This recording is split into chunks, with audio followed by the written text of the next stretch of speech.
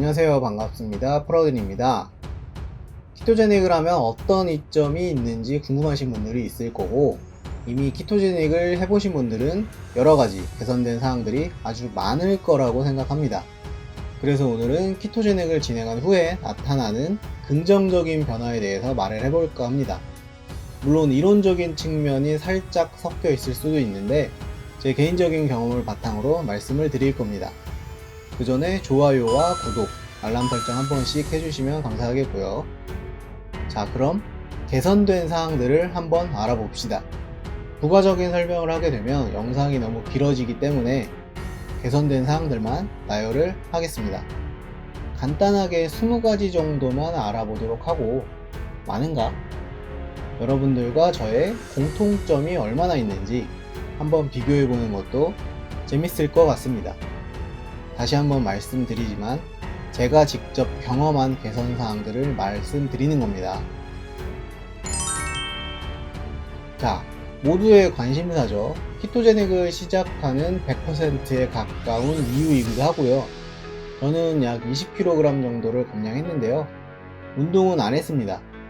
23kg까지 감량을 하고 그 뒤로는 3kg 정도 왔다 갔다 하면서 유지 중인데, 요즘에는 생활 패턴이 많이 느슨해져서 조금 쪘습니다. 병원에서 진단을 받았던 건 아니고 정황상 확실하다고 봅니다. 왜냐하면 다음과 같은 개선된 사항들이 있었거든요. 제가 키토식을 시작하기 전에 혈압이 150 정도, 146인가? 그 정도 됐었는데 키토식 3달 후에 다시 측정을 해보니까 정상 혈압 수치로 돌아왔습니다. 그리고 인슐린 수치의 하락인데 이건 키토식 전에는 측정한 게 없었으니까 약간 추측성이긴 합니다만 예전 식습관과 신체 반응을 보면 확실합니다. 뭐 이론적으로도 그렇고요. 그리고 키토제닉에서 가장 중요한 신체적 변화는 바로 내장지방의 감소가 아닐까 합니다. 저 같은 경우에는 폭식증이 약간 있었는데 심각한 정도는 아니고 그냥 배가 안 고파도 계속 군것질을 했었고, 먹을 게 눈앞에 있으면 기어코 전부 먹어치워야 직성이 풀리는 정도? 이게 심각한 건가? 이제는 딱히 그런 게 없습니다. 그리고 전체적인 몸의 염증 반응이 대부분 감소했고요. 탄수화물 중독도 탈출했습니다. 일단 밥, 빵, 면, 기타 등등 탄수화물을 먹고 싶다는 생각이 들지 않습니다. 일반 분들은 이해가 불가능하다고 생각을 하고요. 일단 기본적으로 머리에서 거부를 한다는 느낌이랄까? 딱히 땡기지도 않고, 탄수는 탄수를 부른다고 하죠. 안 먹으면 안 땡깁니다. 뭐 솔직히 먹으면 맛은 있는데 굳이 찾아서 먹을 필요성을 전혀 느끼지 못합니다. 그래서 식습관이 좋은 방향으로 개선된 거죠. 평상시에는 어지간하면 육즙이 가득가득한 고기가 가장 먹고 싶습니다. 그게 제일 맛있기도 하고요. 한마디로 입맛이 바뀐 거죠. 그리고 장 건강 개선인데 키토제닉의 핵심 중 한 가지죠. 기본적으로 키토제닉은 장내 유해균을 줄이고 유익균을 늘려주기 때문에 장 건강 회복에 매우 탁월한 효과를 보입니다. 달콤한 음식이 땡기는 것도 대부분 유해균 때문이죠. 이 유익균의 증가와 유해균의 감소는 전반적인 삶의 질 향상에 있어서 알게 모르게 결정적인 기여를 하게 됩니다. 염증 수치가 낮아지고 장내 환경이 개선되면서 자연스럽게 여드름이라던가 두피에 나는 뾰루지 같은 것들이 전부 사라졌습니다. 물론 100%는 아니고 가끔씩 나기는 하는데, 그게 언제냐? 바로 치팅했을 때 한두 개씩 납니다. 그리고 플러스 효과로 피부가 매우 좋아집니다. 물론 잠은 잘 잔다는 전제가 깔려 있고요. 몸은 솔직히 크게 못 느꼈고 타인에게 키토식 어필이 가능할 정도로 특히 얼굴에 눈부신 변화가 있습니다. 진짜 초클린하게 2주에서 한 달 정도만 해보시면 정말 신세계를 느낄 겁니다. 아마 얼굴에서 자체 물광이 날 수도 있습니다. 요즘 피부가 엄청 좋아졌다, 방법 좀 알려달라고 할 정도로 주변에서 먼저 얘기가 나올 겁니다. 근데 원래 꿀피부였던 분들은 조금 억울하겠죠. 저 같은 경우에 식단을 시작하기 전에는 피부 묘기증이 점점 심해지고 있었는데 선천적으로 피부가 약하고 예민하기도 했고요. 가만히 있어도 목이나 등 쪽, 팔이라던가 그쪽이 따끔거려서 건드리면 막 뜨거워지고 빨개지고 가렵고, 그래서 긁으면 피부가 부풀어 오르고, 이거 보신 적 있죠? 안 해봤지만 글씨 쓰기도 아마 가능했을 겁니다. 두피까지 점점 심해지고 있었는데 식단 시작 후에 점점 증상이 사라지더라고요. 완치까지는 솔직히 방법을 모르겠고 그건 조금 힘든 것 같습니다. 그래도 지금은 심각하게 자극을 주지 않는 이상 평상시에는 괜찮습니다. 이것도 묘기증과 관련이 있었던 것 같은데, 일단 두피에 열이 많으면 높은 확률로 탈모가 옵니다. 모발이 많이 얇아지고 더 많이 빠지고 그랬었습니다. 유전은 아니고요. 지금 와서 보면 건강상의 문제가 있었던 거죠.